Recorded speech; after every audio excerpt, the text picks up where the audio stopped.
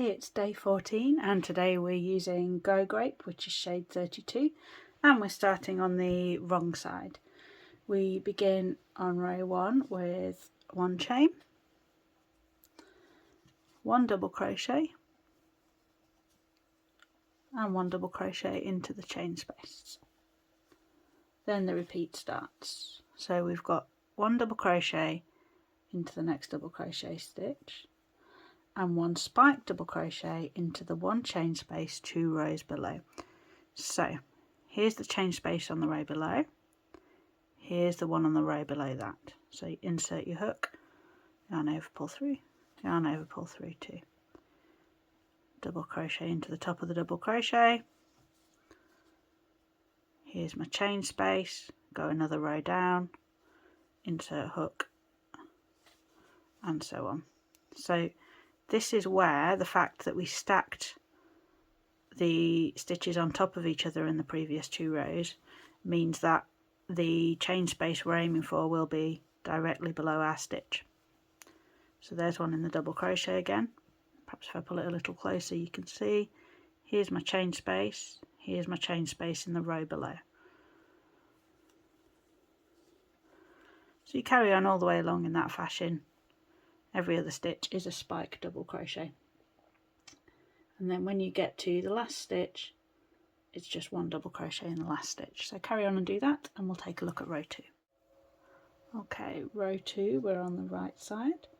We start with 1 chain, which I've already done, 1 double crochet into my first stitch, and then 1 chain, miss 1 stitch, 1 DC2P tug. Now I've learned something here as well. It's a new stitch to me, so hopefully it's something new and interesting for you as well. So I do 1 chain, oops, miss 1 stitch as instructed, and then a DC2P tug, according to the abbreviations, is a double crochet 2 posts together. Insert hook through the left leg of the previous spike stitch. So here's my spike stitch, going to insert my hook through the left leg and through the right leg of the next spike, through there. Then yarn over, pull up to the height of the working row, yarn over and pull through both loops on the hook. So that's a DC2P tug, or a double crochet 2 posts together.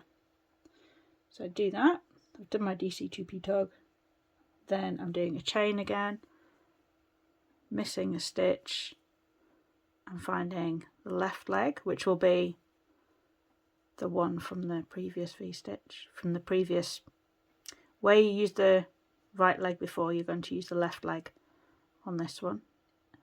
Hook under there, hook under the right leg of the next one, yarn over, pull through, yarn over, pull through, 1 chain, and again the left leg and the right leg, yarn over, pull through, yarn over, pull through, oops, and 1 chain. So we're doing this all the way across, and it sort of creates this nice raised texture here, which looks really pretty, and it's always good to learn something new. So carry on across with that until you get to the last 4 stitches, where you'll do 1 chain, miss 1 stitch, 1 double crochet, 1 chain, miss 1 stitch and 1 double crochet again. So go ahead and do that, and then we'll be ready for row 3. Okay, here goes row 3. We've done 1 chain to start the row, 1 double crochet and 1 double crochet in the chain space. Then we've got a repeat. It says 1 chain, miss 1 and a spike double crochet in the next spike double crochet 2 rows below. So chain, miss this double crochet, here is the spike double crochet 2 rows below, so I'm going to insert my hook through there all the way through. Don't just go in the top and not through the back layer, you want to go through and through to the other side. Yarn over, pull through, yarn over, pull through, chain, miss my double crochet, spike, double crochet into the spike 2 rows below, chain, miss, find my next spike, insert hook, yarn over, pull through, and so on. So making sure that you're going through both layers there. This is what the finished row 3 looks like, just so you can get an idea of how that looks all the way across. I'm ready for row 4, 1 chain and turn, 1 double crochet in my first stitch, and then 1 chain, miss 1, 1 double crochet in the chain space to the last 2 stitches, then 1 chain, miss 1 and 1 double crochet. So 1 chain, miss the double crochet, work into the chain space for my next double crochet, chain, miss 1, into the chain space for my double crochet, all the way across. This should be pretty familiar by now, it's nothing different. So keep going all the way across, and that's your row 4.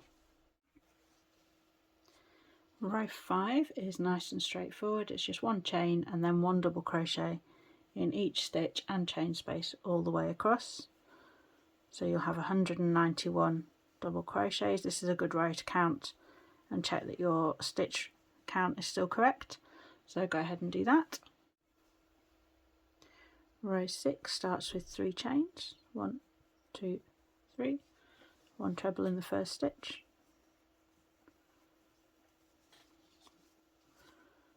miss 1, then 3 trebles in the next stitch, 1, 2 and 3, miss 2 stitches, 1, 2, and repeat 3 trebles, 1, 2, 3, miss 2, and again 1, 2 and 3. So you'll be doing that all the way across until you get to the last 3 stitches. Then you'll do 3 trebles in the next stitch, miss 1 stitch and 1 treble in the last stitch. So go ahead and I'll show you row 7. And row 7 is our last row for today. It's nice and easy. It starts with 1 chain, which I've already done, 1 double crochet, 1 chain, miss 1, 1 double crochet, 1 chain, miss 1, all the way across, finishing with a double crochet in the last stitch. That's it for today. I'll see you tomorrow for day 15.